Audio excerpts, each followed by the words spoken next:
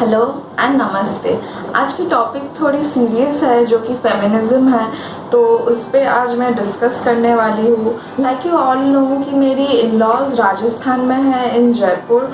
तो उधर के ऐसे कई कल्चर्स है जो कि लड़के और लड़कियों के लिए इक्वल राइट्स नहीं होते हैं। तो मैं कुछ उन पे भी डिस्कस करूँगी और कुछ ऐसे जनरल में भी अनइक्वल ट्रीटमेंट्स के बारे में डिस्कस करूँगी जो कि लड़के और लड़कियों में किया जाता है। तो सबसे पहले शुरू करते हैं कि फेमिनिज्म आया ही क्यों। तो जैसे हमें पता है कि बहुत पहले से पैट्रियार्की सोसाइटी में चली आ रही है और अब के जनरेशन में लड़के और लड़कियों दोनों को ही इक्वल राइट्स का पूरा हक है और उन्हें वही चाहिए।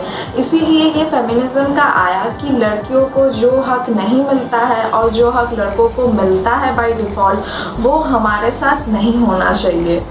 तो आज मैं कुछ पॉइंट्स डिस्कस करूंगी जो हम अपने बिहेवियर में ला सकते हैं इन चेंजेस को लाने के लिए, ताकि हम लड़के और लड़कियों दोनों के लिए ही इक्वल राइट्स हो और फेमिनिज्म का कोई शब्द ही फिर उसके बाद ना एग्जिस्टेंस में रहे। So to start with I would like to say कि we should keep some humanity with a sense of equality and that is the key to happiness for everyone. Okay, so my first topic would be work place, जो कि एक बहुत ही famous topic है discuss करने के लिए कि लड़के और लड़कियों को कैसे अलग ट्रीट किया जाता है। So like we all know कि वर्क प्लेस में लड़के और लड़कियों को अलग ट्रीट किया जाता है, although they have the same qualification and the same talent to do that work, but still उनको ये सोचा जाता है कि लड़के हैं तो फिर ज़्यादा अच्छे करेंगे लड़कियों से। पता नहीं ऐसा क्यों है, बट ऐसा ही चला आ रहा है। And specially after you get married and you are a mom having kids, उस टाइम सब यही सोच लेते हैं कि अब ये मम्मी बन गई है तो फिर अब इससे कोई काम नहीं हो पाएगा, जबकि वो पूरी तरीके से अपना काम मेहनत और लगन से करती है और पूरी डेडिकेशन से करती है, लेकिन फिर भी यही टैग लगा दिया जाता है कि अब मम्मी बन गई है तो अब ये पूरा कंसंट्रेशन के साथ काम नहीं कर सकती है। बट ऐसा क्यों है? जो पापा है वो तो पूरी अच्छे से काम कर रहे हैं ना, उनके लिए ये टैग क्यों नहीं लगाई जाती है?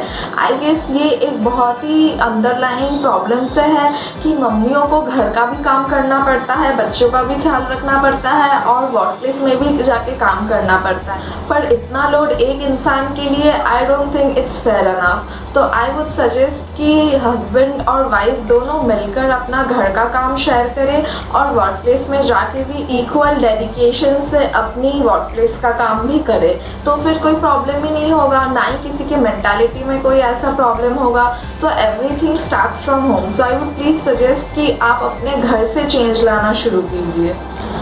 ऑल्दो अभी बहुत सारे लड़कियां और मम्मियां और सारी वाइफ्स काम पे जाती है, लेकिन फिर भी उनमें भी बहुत सारे ऐसे लड़कियां हैं कि जिनको ये सोचना है कि हम तो अपना शादी हो चुका है, अब बस पतियों के पैसों पे आराम से रहना है। But I would really suggest कि आप प्लीज़ अपना कुछ आइडेंटिटी ढूंढिए और सेल्फ इंडिपेंडेंट होइए और अपने हस्बैंड पे डिपेंडेंट रहना छोड़ दीजिए and get a identity for your self and start respecting your self. तब जाके आपको दूसरों से भी वही रेस्पेक्ट मिलेगी। Regarding working women after marriage, मैं यही बोलना चाहूँगी कि प्लीज़ अपने हस्बैंड को बोलिए कि वो अपना इनकम रेशियो आपके साथ ना कंपेयर करे। यू आर नॉट वर्किंग कि आपको घर चलाना है, यू आर वर्किंग कि आपको खुद की एक आइडेंटिटी चाहिए, इसलिए। So let's come to the second topic now, which is clothes, which is also a very popular topic. कि लड़के अगर ऐसे ही वेस्ट और बरमुंडा में घूमे तो कोई दिक्कत नहीं है, लेकिन लड़की अगर वो सेम कपड़े पहन के घूमे तो फिर इस रिवीलिंग एंड अटेंशन गेनिंग, ऐसे तो नहीं चलता है ना। लड़कियों को भी गर्मी लगती है, उनको भी ऐसे खुले खुले कपड़े पहनना अच्छा लगता है। And being a fashion designer, मैं किसी के भी कपड़ों के सेंस में कोई कमेंट नहीं करना चाहूँगी, क्योंकि सबके अपना टेस्ट है। किसी को सलवार कमीज़ पसंद है तो किसी को साड़ी पसंद है तो किसी को शॉर्ट्स और वेस्ट पसंद है। तो यू कैन कमेंट और जज their character by their clothes, it's the choice what they where.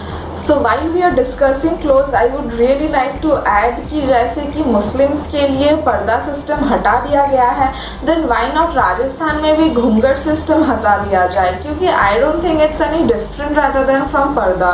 कि आप एक किसी को घूंघट में रख रहे हो, उसकी शक्ल नहीं दिखा रहे हो, मतलब ताकि उनकी कोई पहचान ही ना बने कभी। So now let's come to the third part, which is food. मैंने ऐसा कभी भी नहीं सोचा था कि इसको लेके भी कोई अनइक्वल ट्रीटमेंट हो सकती है, बट हाँ, after I went to Rajasthan मैंने कुछ ऐसे कम्युनिटी देखे हैं जिनमें लड़के और लड़कियों में भी ऐसा भेदभाव होता है। लाइक वी ऑल नो कि राजस्थान में ज़्यादातर सब लोग वेजिटेरियन हैं और वेज खाना ही ज़्यादा पसंद करते हैं या फिर फेवर करते हैं, बट ऐसे लोग भी हैं जिनको नॉन वेज पसंद है। इनफैक्ट उधर लाल मांस भी बहुत ज़्यादा फेमस है, बट उन्हीं लोगों में ऐसे लोग भी हैं जिनमें लड़कियों को नॉन वेज खाने के लिए परमिशन नहीं दी जाती है, लेकिन लड़के उतने ही मज़े लेते हैं, which I think is not fair. अगर आप नहीं चाहते हो कि लड़कियां खाएं तो फिर लड़के को भी मत खाने दीजिए।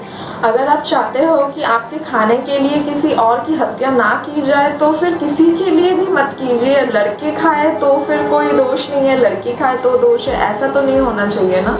And the fourth topic is language, which I think comes to limelight more after you get married to some different community people. Like मैं बंगाली हूँ तो मैं बंगाली में बात करती थी, अब मैं राजस्थान में गई हूँ तो उधर हिंदी में बात करना पड़ता है। इनफैक्ट राजस्थानी, मारवाड़ी, सिंधी मुझे सब कुछ ही सीखना पड़ा, बट मैं लड़की होकर जब सब लैंग्वेज सीख सकती हूँ अपार्ट फ्रॉम इंग्लिश ऑल्सो, वो भी अपना लैंग्वेज छोड़ के अपने वाइफ की लैंग्वेज क्यों नहीं सीख सकता है? Why it is not a priority always? Why लड़की ही हमेशा हस्बैंड की लैंग्वेज सीखे बट हस्बैंड को कोई रेस्पेक्ट ही नहीं हो या फिर वो सीखने के लिए भी इंटरेस्टेड नहीं हो? That is not fair. And specially after जब बच्चे हो तो फिर आई वुड रियली थिंक कि बच्चे को दोनों लैंग्वेज सिखाना it's a very good thing. At least उनको नॉलेज तो होगा दोनों लैंग्वेज का, फिर उनको ये हेल्प में भी आएगा इन फ्यूचर। और लैंग्वेज सीखना कोई बुरी बात नहीं है, in fact it's adds in your curriculum. So now let's come to the last part which is modes of transportation. तो हम सब लोग को ही पता है कि बहुत पहले से ही बस में हो, ट्रेन में हो, हर एक जगह पे लड़कियों के लिए अलग कंपार्टमेंट होते ही है। जैसे ट्रेन में लेडीज़ कंपार्टमेंट होते हैं, वैसे ही बस में लड़कियों के बैठने के लिए अलग लेडीज सीट्स होते हैं। लेकिन इसकी ज़रूरत नहीं होती अगर लड़के लड़कियों को इक्वली ट्रीट करते और उनके साथ बदतमीज़ी नहीं करते, लेकिन इसके लिए अभी ये होना पड़ा है। बट जब लोग ऑटो में ट्रैवल करें तो क्या होता है, तो अगर सामने कोई लेडीज़ बैठ जाए तो फिर बहुतों के साथ ही ये आई गेस हो चुका होगा कि ड्राइवर जो है वो थोड़ी बहुत बदतमीज़ी कर ही लेते हैं। सो इस प्रॉब्लम के लिए आई वुड रियली सजेस्ट कि लड़के थोड़ा ह्यूमैनिटी दिखाए और प्रेफर करें कि सामने बैठे, और अगर कोई लड़की हो तो फिर उसको पीछे बैठने का मौका दे दे। रिगार्डिंग दिस इशू, अभी राजस्थान में बस में 30% ऑफ देते हैं लड़कियों के टिकट में उनके ट्रैवलिंग के लिए, which is a very good initiative I would say. उधर लड़कियां भी कंडक्टर्स और ड्राइवर्स होते हैं, उधर टोटो वैन रिक्शा भी चलाते हैं। इनफैक्ट उधर अभी बहुत ही ज़्यादा प्रायोरिटाइज किए जा रहे हैं ऐसे जॉब्स के लिए, ताकि वो भी कुछ अपना आइडेंटिटी ढूंढ पाए और कुछ करके अपने मेहनत से अपना लिविंग करे। So ending the discussion I would like to say कि कोई भी कम्युनिटी छोटा या बड़ा नहीं है, बस छोटी होती है उनकी सोच। तो बस उनकी अगर थोड़ी सी सोच में बदलाव लाई जाए और थोड़ी सी ह्यूमैनिटी लाई जाए और लड़के और लड़कियों को इक्वल तरीके से ट्रीट किया जाए तो फिर सभी खुश रहेंगे और किसी को कोई दिक्कत नहीं होगी। एंड धीरे धीरे आई गेस ये फेमिनिज्म वर्ड्स एग्जिस्टेंस ही हट जाएगा। अगर भी मैंने राजस्थान के किसी कम्युनिटी के लोगों को दुख पहुंचाया है उसके लिए क्षमागनी, और आज के लिए बस इतना ही। राम राम सा।